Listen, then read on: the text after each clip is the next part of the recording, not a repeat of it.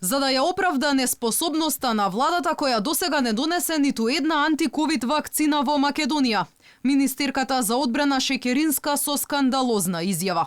Македонските граѓани не биле заморчиња за тестирање, па затоа надлежните не брзале да ги купат вакцините.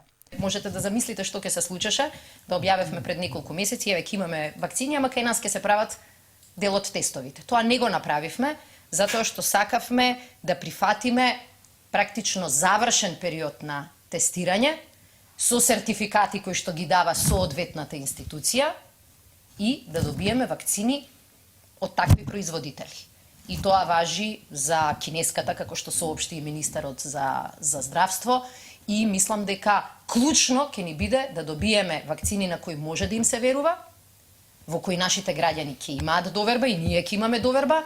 Дали ваквата изјава на министерката значи дека граѓаните на Израел, Велика Британија, САД и Србија, каде масовно се имунизира населението, се дел од некое големо глобално тестирање? И дали тамошните власти свесно го загрозуваат здравието на граѓаните? Во меѓувреме, спласна оптимизмот кај надлежните дека вакцините нарачани од американскиот производител Pfizer навреме ќе стигнат во Македонија, со оглед на тоа дека испораката во сите европски земји доцни.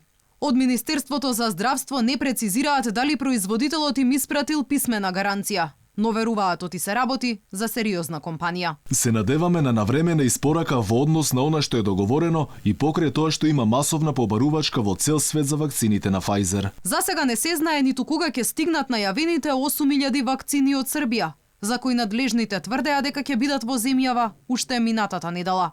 Владата пак вчера ја одобри набавката на 200.000 вакцини од кинескиот производител Sinopharm, како и 800.000 дози од Pfizer, чија испорака ќе се одвива во повеќе фази.